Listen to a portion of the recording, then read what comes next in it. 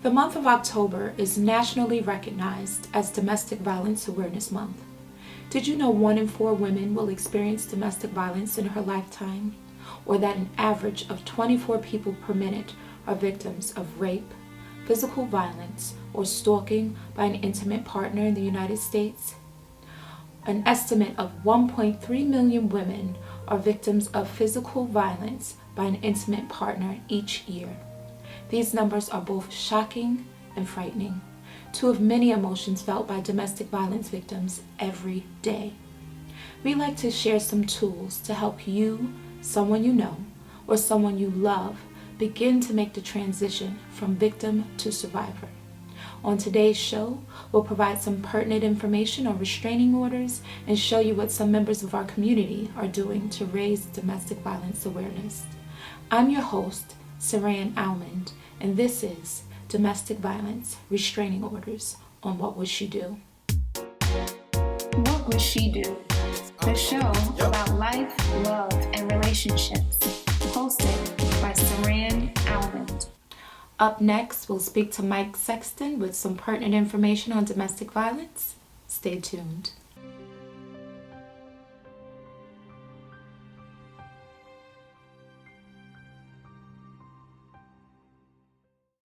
Hello, I'm Mike Sexton with Mecklenburg County's Community Support Services, Domestic Violence Services, formerly known as the Women's Commission. So when we talk about domestic violence, we are talking about intimate partner relationships, husbands and wives, boyfriends and girlfriends, same-sex relationships.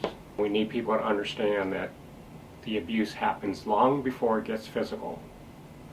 We're talking about verbal abuse, we're talking about emotional abuse. Because domestic violence is about power and control, what the abuser does is they do whatever they have to do to isolate their victim and get them to a point where they feel like they have to rely on the abuser.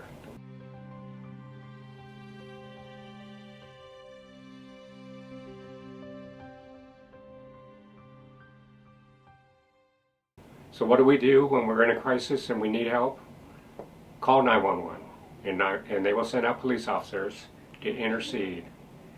Generally what happens when they show up is they will show up with 2 officers so they can split the parties up in 2 different rooms or 2 different areas of the house to get a clear picture from each, the abuser and the victim, of what's actually taking place. You want to get to a place of being willing to ask for help.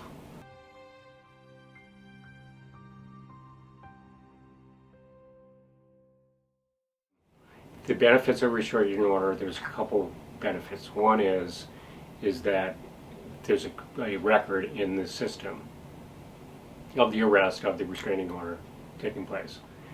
And most importantly, every single time that they violate that restraining order, report it. Because that sends the message to law enforcement and the courts that the abuser doesn't care what the authorities are telling them. They're going to do what they want to do.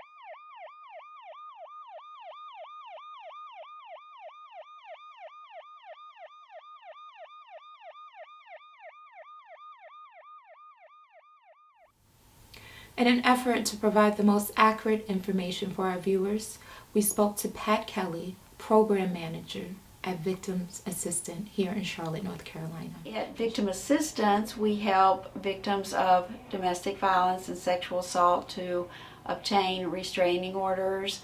We do court accompaniment, we take photographs of injuries, we do community referrals. We have bilingual services. We also have a legal representation program. And we also at Safe Alliance operate the Shelter for Battered Women. Here at Victim Assistance, as I said, we help victims to obtain restraining orders. And I'm going to tell you all about the restraining order process.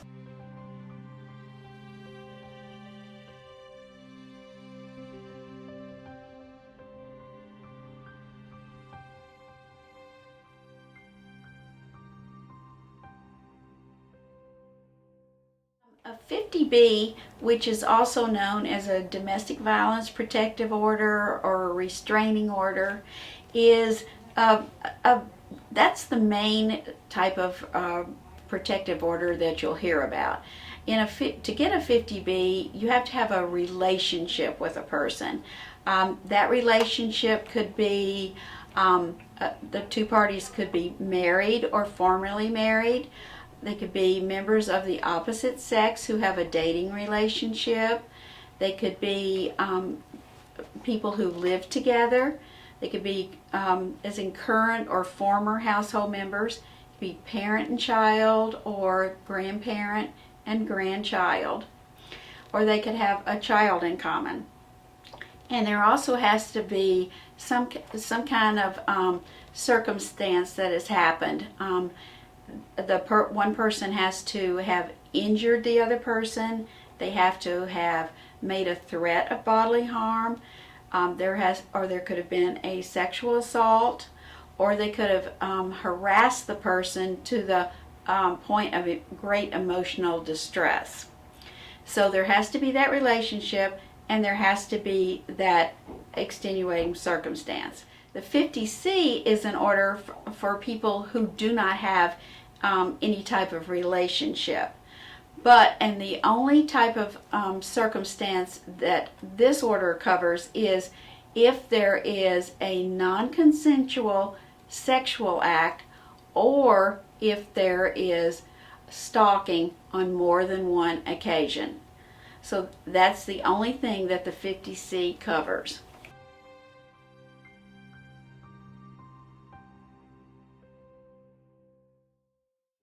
The process for getting a protective order is that, and to get a 50B, let's talk about the 50B, because that's the most common type of protective order.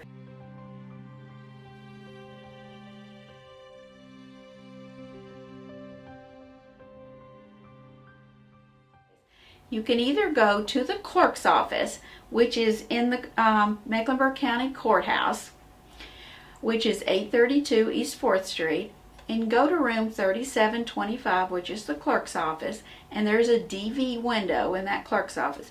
You go there, you can pick up the paperwork, fill it out yourself, and file it. Or you can come to Victim Assistance, which is at 720 East 4th Street, right next door to the courthouse, room 204, and we can help you here at Victim Assistance to complete the paperwork. The first part of getting the protective order is called an ex parte order.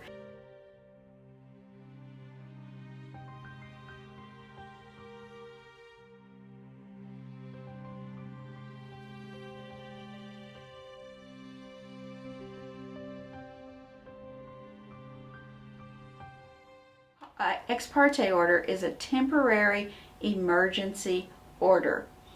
And that's when the person who is getting the order is called the plaintiff.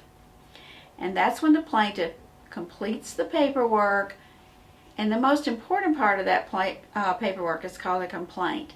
And that's when the person tells exactly what happened and telling the judge in a written manner what happened to make that person need and want the protective order. And basically what the person is saying is, I've been hurt, I've been threatened with harm, and I am afraid of this other person, and I need protection. An order can also be done on behalf of a child. If a person is under 18, then a parent or guardian is going to have to do that order on behalf of that person. So after that's done, then it's filed at the courthouse, and the person goes to court to appear before a judge to ask for that temporary order. Now, if the paperwork is filed by 1 o'clock on a particular day, the person can go to court at 1:30 that same day for the temporary order.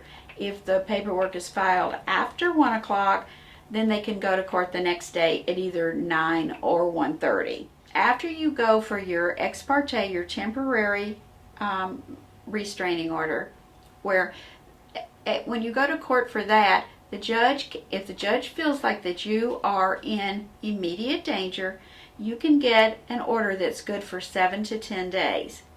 Then you will get it when you leave court. You'll get a court date telling you to come back in 7 to 10 days, and at that time you will ask for the order to be extended for a year. The reason that you can only get relief for that 7 to 10 days is the other party has the right to appear at that time to give his or her side of the story. That's just the law, that the other party has the right. The other party is called the defendant. So in the meantime, usually that very same day, the defendant is served with that paperwork. Now, after a person is awarded their protective order, which is almost always for 1 year. A judge could give a protective order for less than a year, but it's almost always for 1 year. But after that person gets the protective order for a year, then it has what's called full faith and credit, which means it is good in all states.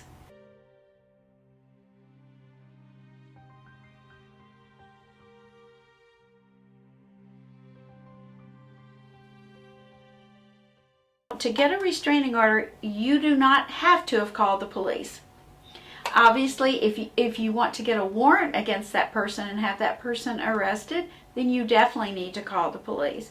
And if you're in great danger, you do need to call the police for your own protection at that time. But a police report is not required for a protective order. A police report is required to get a warrant against a person. A protective order is a civil process, and a warrant to have a person arrested is a criminal process. Another way that you can get a protective order, other than filing for yourself or getting the help of victim assistance, is to go to the magistrate's office after 6 at night or on the weekends. That would be if you had just been injured and you needed that order right away, and you couldn't wait to go to court. Then you could go to the magistrate's office. But like I said, that would only be after 6 p.m. or on the weekends.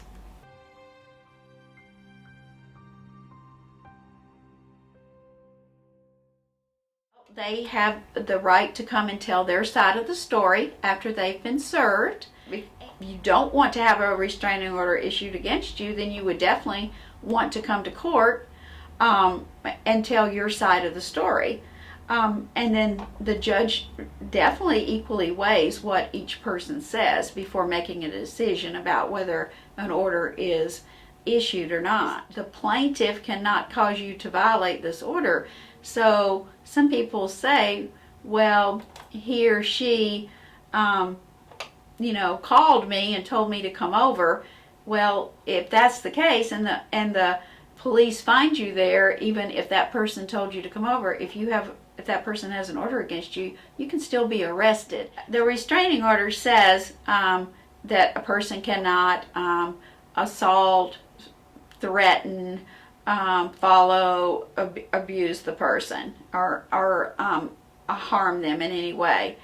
But it also can say that one party can have the home if they share a home, and then the defendant can be evicted from the home. It can say if there is a order issued against a person, then they may not have a firearm. It can give temporary custody of the children to one party. It can give one of the vehicles to the plaintiff, maybe one other, if they have two, one to the defendant. it can tell the defendant to stay away from certain places other than the home or where the plaintiff works.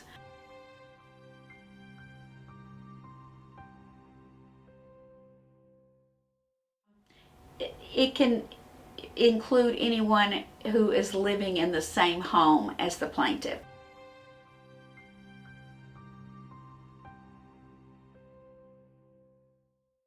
A safety plan should be very specific to your particular situation, but it can include such things as putting extra lights around your home, alerting your neighbors and everyone at your job that you have a protective order, maybe giving a picture of the person against whom you have the order at your work so they would know what that person looked like, changing the route you take to and changing the grocery you go to, take a different route to your gym or to just normal places that you go. A protective order is just part of your safety plan. It's a very important part of the safety plan, but it's just one part.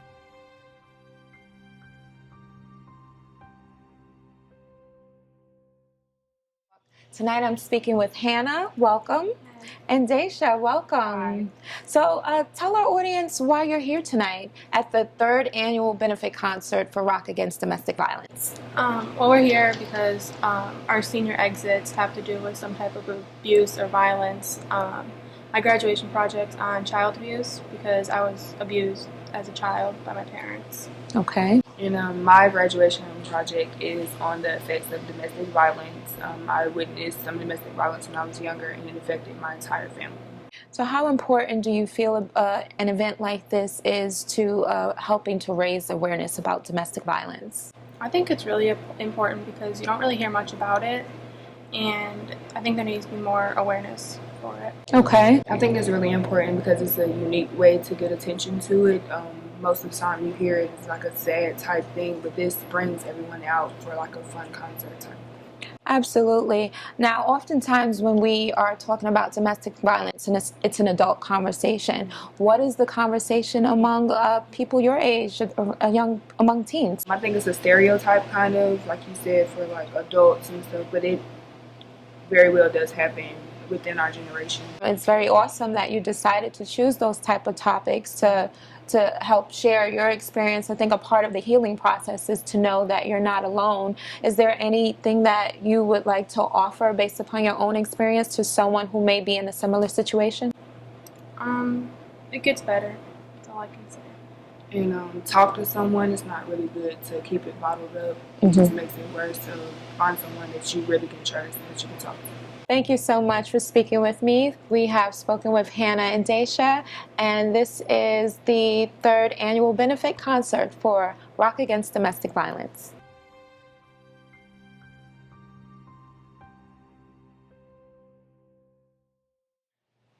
Hello and welcome to What Would She Do? Today we're speaking with Patricia and Reginald Wade, the founders of RAD. Welcome, you guys. Thank you. Thank you so much.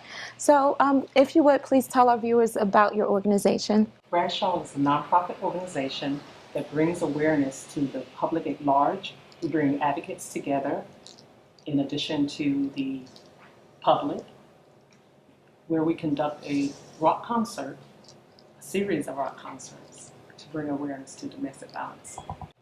And how did you come to start such an organization? Actually, we were invited to a Pearls for Creative Healing event, and that organization happens to be one of the organizations that we're supporting here tonight with our proceeds. And it struck a chord in us to hear women, 9 of them specifically, share their experiences with domestic violence personally. And the last of those 9, she could only hold a portrait of her daughter who was murdered through domestic violence. So we're not only doing these benefit concerts, we want to bring advocates together, but we also want to bring survivors out because quite often domestic violence is looked at as a dirty little secret. Yes. So that's part of it. And just like I knew domestic violence happened, it really was not at the forefront of my mind. Okay. But that brought it there.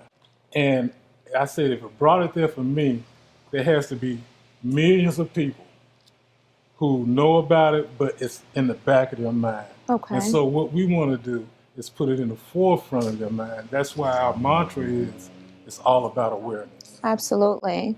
So a large part of the conversation about domestic violence is restraining orders, and that is the topic of our show today. What are your thoughts on the effectiveness of restraining orders when it comes to domestic violence? Personally, there are times when it can help. It's effective. The person that it's taken out against is quote unquote in the system now. So that means if something happens, the police, the authorities have a way to track down that person. What are your thoughts of when you hear people say, well, I've heard people say when it comes to restraining orders, it's just a piece of paper. How would you respond to someone who thought like that? That is a mindset that we would like to change. Absolutely. That's just in the forefront of our mind. They have to know that people, first of all, care. That someone cares, that we're out here trying to make a difference and make them safe. When you say it's all about, it's just a piece of paper, then basically you're trivializing, the safety of my life, the safety of a person who may be afraid, their life could be in danger, things that could change their life. It's not just a piece of paper. Okay. It's something that's in place to help bring an end to this crime. Well, we wanted to show our viewers what people in the community were doing to help advocate for victims of domestic violence and get the message out that we do want people to know they're not alone and to provide help and resources to them. So tonight's event is very unique. This is my first time, hearing about Rock Against Domestic Violence, and it's a very unique way to raise awareness. So how did this benefit concert concept come to mind? Well, what we have to do is go back to the very beginning. As a matter of fact, Mike Sexton of Community Support Services invited us to that Pearls for Creative Healing event. And when my wife and I listened to these women, we automatically said, we have to do something. Mm-hmm. We need to do something. But what can we do? First thought came in our mind, we're musicians. We're rock musicians. We have a rock band. Why not have a concert?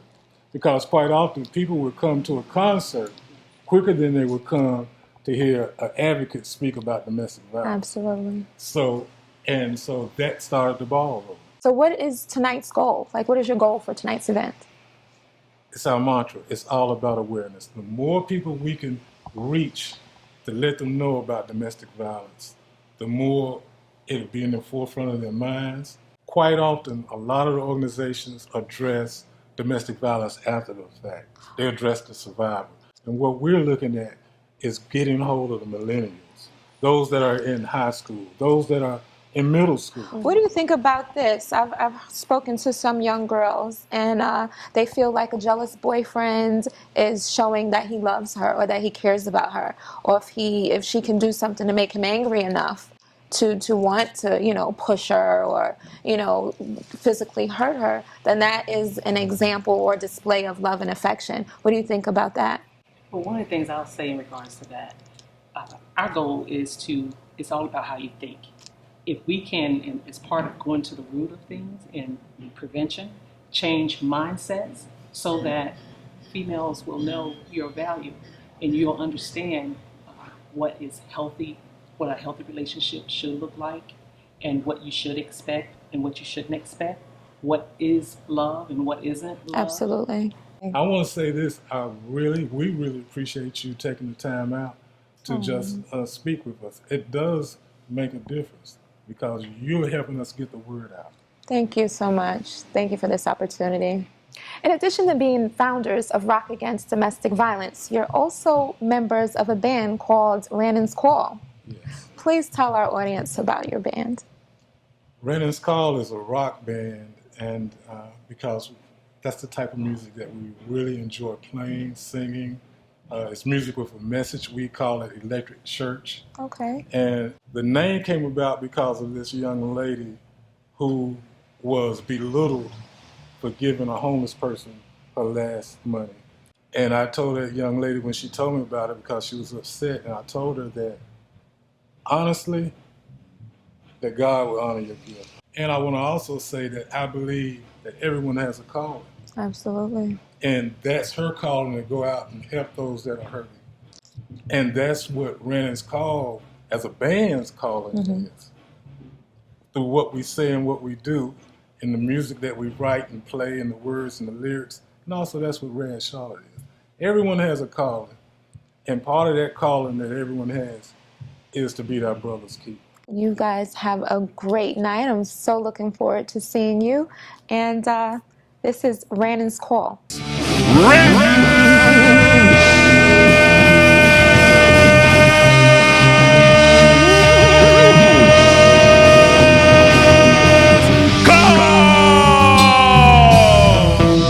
always more that lies underneath our lives.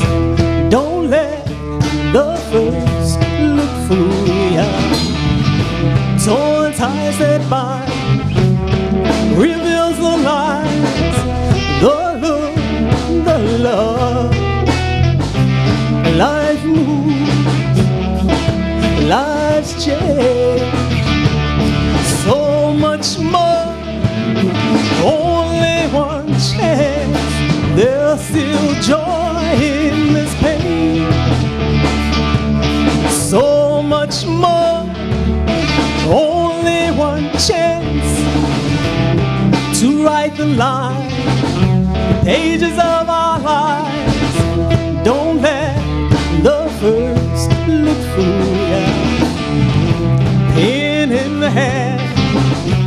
For more information on restraining orders, our guests, and available resources for domestic violence victims, please visit our website at www.whatwouldshedothe.show.com. You can also follow the show on Twitter at WWSD_the show. And remember, it only takes a change of heart to change a mind and to ultimately save a life. I'm your host, Saran Almond, and this is Domestic Violence Restraining Orders on What Would She Do?